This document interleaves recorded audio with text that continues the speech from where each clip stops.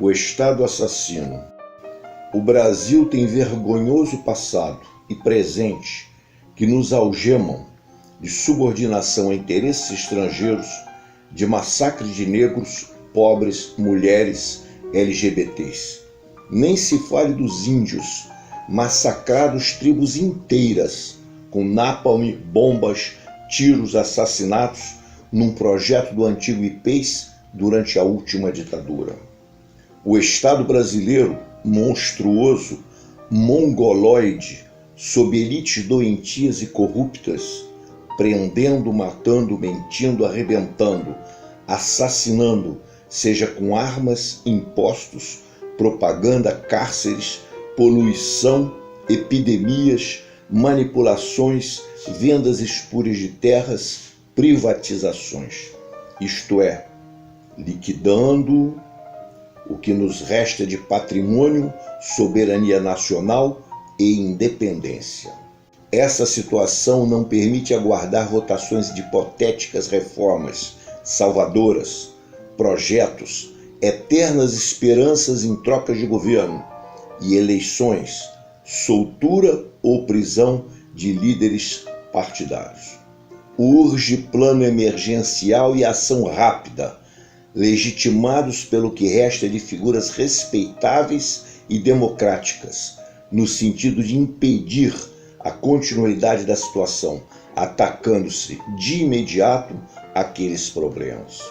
O povo brasileiro está sendo dia a dia literalmente exterminado, quando não torturado físico ou mentalmente, tornando-se doentio via drogas, crack, ataques midiáticos planejados. Ele não pode esperar mais.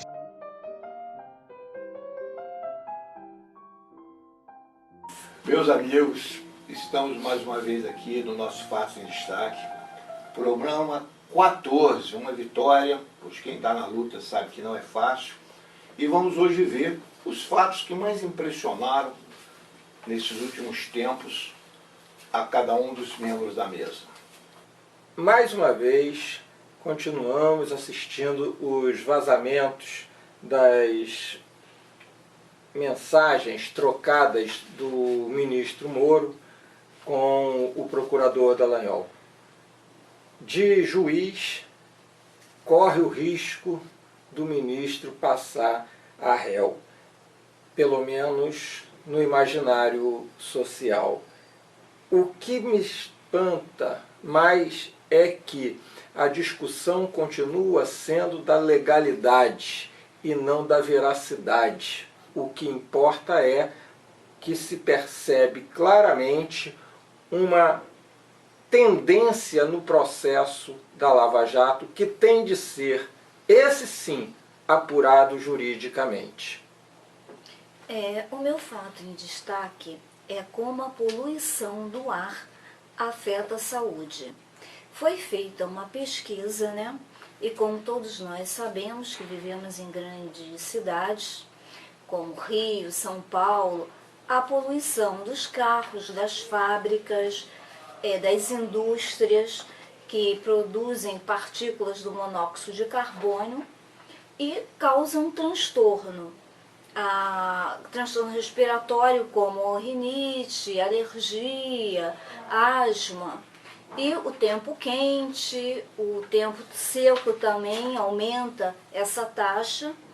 As pessoas mais propensas são os idosos, as crianças, e doenças respiratórias, cardiovasculares, riscos de morte, aumento de internações e uma entre 20 pessoas são propensas a infartos é causado pela poluição.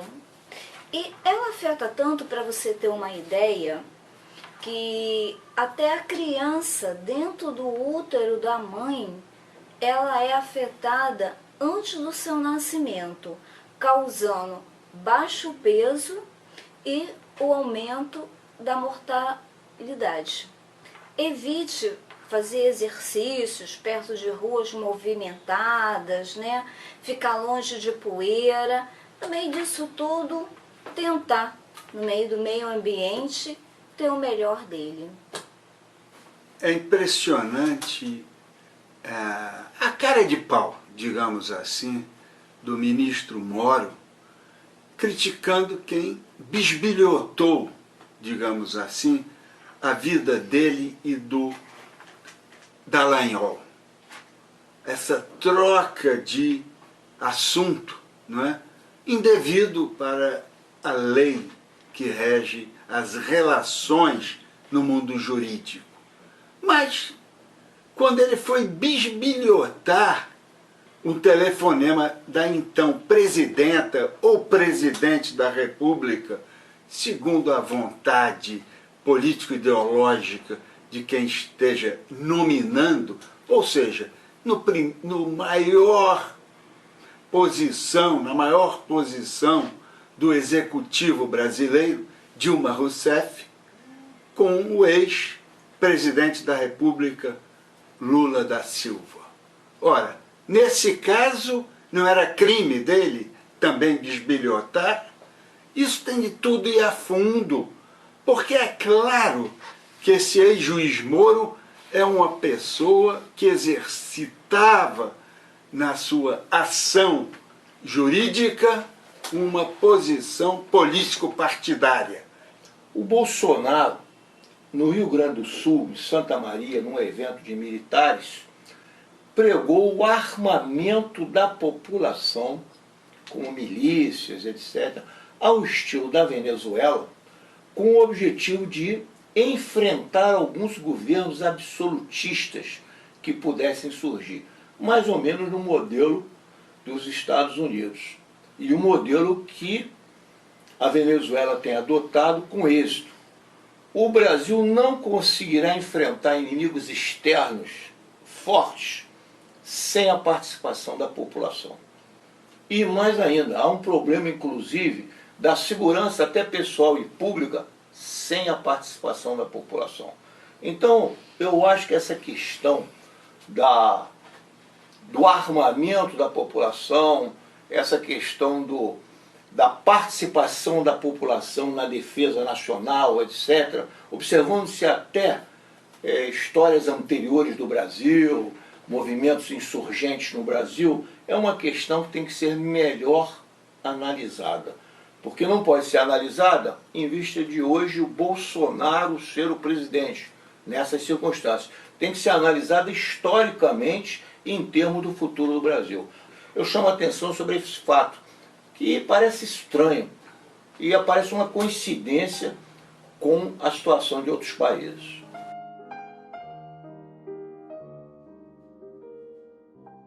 No dia 14, foi chamado a greve geral pelas centrais sindicais e os partidos de esquerda e movimentos sociais.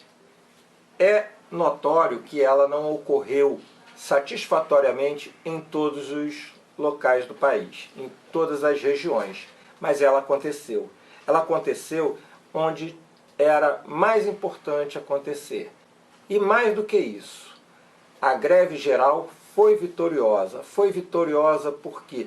Porque a mobilização que foi feita em torno desse chamamento levou ao final do dia diversas manifestações grandiosas nas principais capitais desse país. E mais do que isso, ela também demonstrou a maturidade das esquerdas e das centrais sindicais que passaram por cima das suas divergências do dia a dia, das suas divergências políticas e construíram um movimento que deu início a partir do dia 14, que foi apenas um esquenta. Nós vamos continuar nas ruas. Mas o que é preciso para, além dessas manifestações e além dessa unidade? Que passemos agora a construir a organização da sociedade no seu local de trabalho, no seu local de moradia, de estudo. É fundamental que a sociedade esteja organizada para enfrentar os ataques da extrema-direita, que ousa, inclusive, propor para que a população se militarize, para que a população se arme para fazer política. Isso não é democrático. Democrático é mostrar as suas divergências de forma organizada. No passado, nós já colocamos uma ditadura para correr com a organização da sociedade. E vamos colocar para correr de novo, agora, o neofascismo.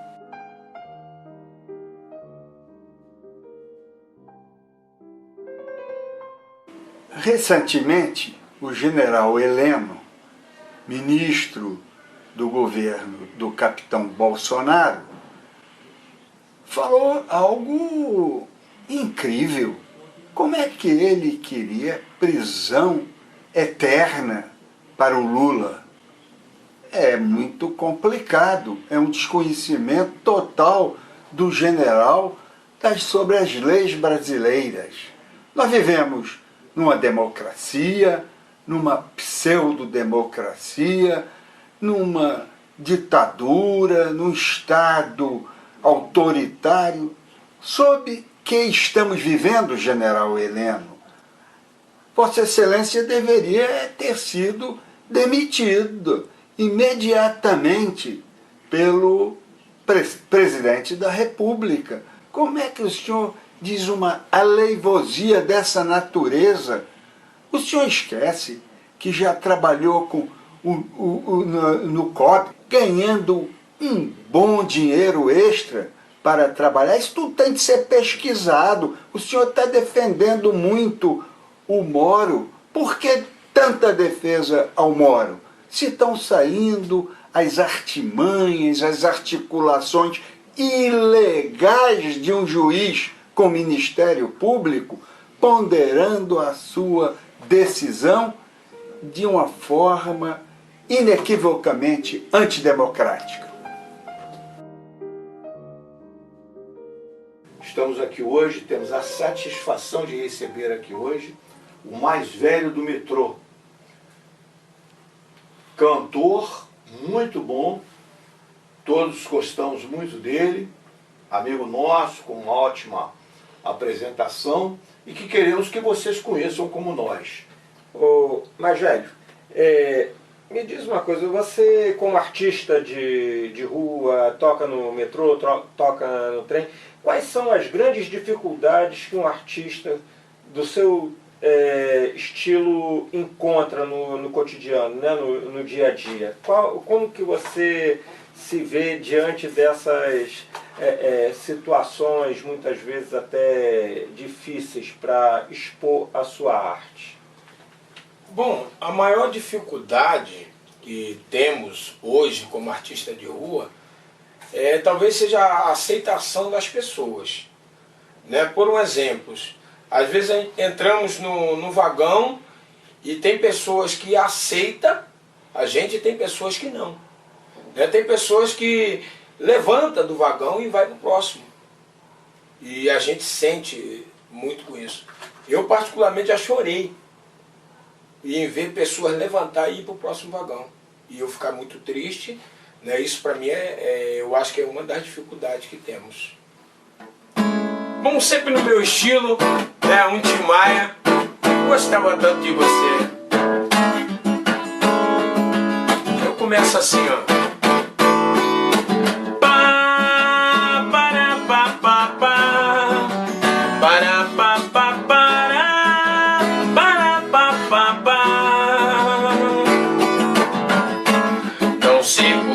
Você se foi, tantas saudades eu senti, e de tristeza vou viver. Aquele adeus não pude dar, você marcou a minha vida. Viveu, morreu na minha história. Chego a ter medo do futuro, da solidão que em minha porta bate. Para pra pensar que eu gostava tanto de você. Professor Sidney, tivemos em 2017 a aprovação da reforma trabalhista e agora tem a proposta da reforma da Previdência. Óbvio que ambas apresentadas como a salvação da lavoura. E se propõe uma reforma, então com certeza deveríamos ter o benefício da dúvida ou a certeza de que seriam reformas que iriam jogar para baixo dos pisos legais estabelecidos, e isso se comprovou na prática. Está aí a reforma trabalhista, que deveria gerar emprego, e nós temos cada vez mais aumentando o nível de desemprego, né, formais, a informalidade cresce, a população jovem já não encontra um mercado mais flexível, de forma a ter acesso ao primeiro emprego. Então foi uma grande mentira essa reforma trabalhista, que, como eu disse, né, ao ser, num período anterior, protegido por uma legislação que estabelecia patamares mínimos e para cima, portanto, o céu seria o limite. Se eu quero reformar uma coisa que para cima beneficiaria, só podemos entender como sendo para baixo. E isso exatamente aconteceu. Está aí a carteira verde e amarela, né, que tira direito de férias, tira direito de um salário fixo, não tem garantias trabalhistas, ou seja, uma precarização. Ou seja, eles ofereceram mais empregos e não deram mais empregos. O que eles deram foram piores condições de trabalho e salário. Esta é a realidade que o povo está vivendo hoje, né, a despeito da posição que a mídia procura passar, né, como se tendo sido um grande benefício para a classe. Né? Se fosse benefício, com certeza o nível de emprego, viriam melhores condições de salário, melhores condições de trabalho. E o que nós enxergamos hoje é exatamente uma precarização da contratação de trabalho. Conceitos como imperialismo, a nova direita, a nova estática do imperialismo, a situação dos Estados Unidos, que não é mais nem de longe aquela democracia que alguns supõem, tudo isso nós buscamos analisar e colocar de uma forma simples e objetiva, porque nós vemos uma verdadeira confusão na sociedade. Essa confusão, no nosso ponto de vista, não é uma confusão casual, ela é deliberada. Aqueles a quem não interessa a verdade buscam confundir, seja por meio da Big Media, por meio de Facebook, por meio de diferentes meios de comunicação. Por quê? Porque não tem argumentos, não querem uma discussão racional. Como não tem argumentos, não querem discussão racional, fazem uma verdadeira confusão. E para completar, misturam com religião. Porque com a religião, você joga todas as questões, se houver algum impasse em seu desfavor, para o sobrenatural, para o mundo de Deus. Então passa a ser uma questão de crença. E assim nós vemos hoje uma Babel no Brasil no que se refere às ideias. Apesar de ter levantado alguns conceitos, temos outros problemas. Por exemplo, fala-se em política. O que é a política? Fala-se em democracia. O que é a democracia? Fala-se em esquerda e direita. O que é essa esquerda e direita? Dependendo do conceito que você dê a cada uma dessas palavras, muda toda a sua análise. Se você considera que não existe imperialismo, a sua análise é uma. Se você considera que existe imperialismo, a análise é outra. E o Brasil está em meio disso, da mesma forma que alguns outros países, na nossa opinião, não de forma casual.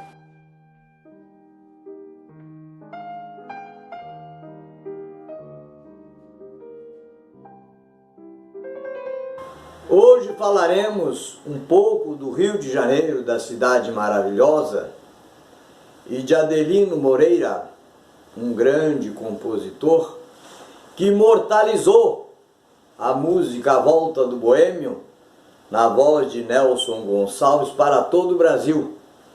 Quem não lembra da Volta do Boêmio?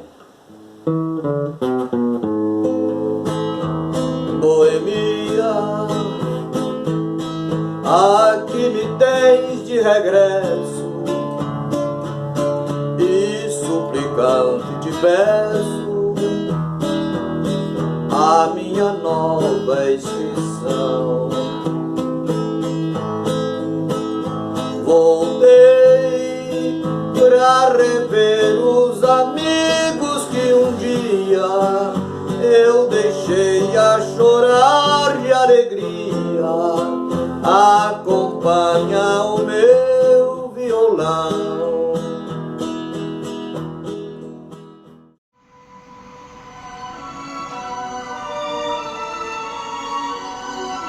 Apenas 11 dias depois de Temer assumir o governo, é vazado um áudio, lançando luz sobre o que se passava nas sombras da República.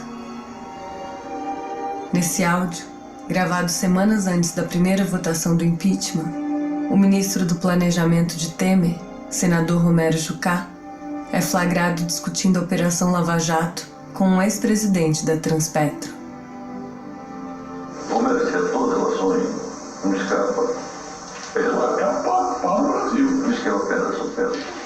Aí tem que ter a saída, porque é um perigo.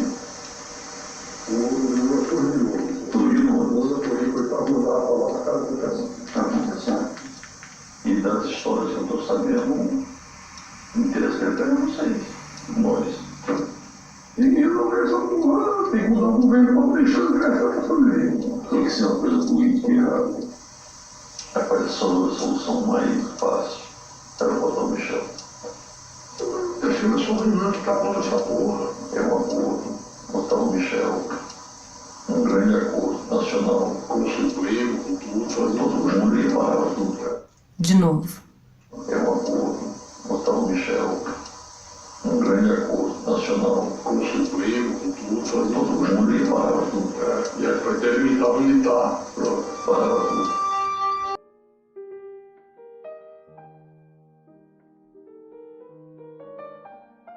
Mauro, qual a tua dica? A minha dica é uma velha peça, O Rinoceronte Dionesco, que está num pequeno teatro na rua Carlos Carvalho, 53, com nome terreiro, alguma coisa. Essa peça é uma peça que tem um simbolismo político. Dito isso, meu caro Bolívar, qual a sua dica? A minha dica é que todo mundo vai visitar a Visconde de Pirajá, que é a principal rua do bairro de Ipanema, para ver como tem mendigo na rua e naquelas transversais também, até na agência do Banco do Brasil, em frente à Praça Nossa Senhora da Paz, tem mendigos residentes, famílias de mendigo. Você vai encontrar até o marido, a mulher, filhos, todos mendigando em Ipanema. Alguns até fazendo as suas refeições buscadas nas lixeiras públicas. Não precisa ir à Venezuela, não. Vai a Visconde Pirajá, que sai mais barato. Até porque eu acho que a Venezuela, o povo deve estar razoavelmente alimentado, porque me parece que eles são bons de futebol. Celeste, qual é a sua dica? A minha dica, Bolívar, é para a gente colocar mais amor, mais poesia na nossa vida.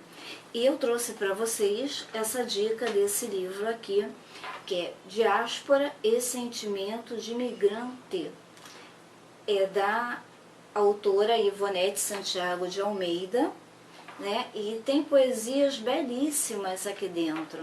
Na parte 3 do livro, na página 132, ela traz uma linda poesia. Sem sexo, sem sol e sem sal. Ser mulher é pensar, é existir, é conquistar o mundo com a mente, o coração, temperado de razão. Então, para vocês ficarem com aquele gostinho de quero mais, esse livro ele está disponível na editora Civilis, né, nas livrarias da Civilis, que você pode encontrar civiliseped.com.br. Então fica aí essa dica para vocês curtirem no trabalho, no ônibus, colocando poesia e amor. Irã, qual a sua dica? Bom, para quem circula nas ruas, anda de metrô, anda de trem, vocês, volta e meia, encontram artistas de rua expressando a sua arte, seja na dança, na encenação ou na música.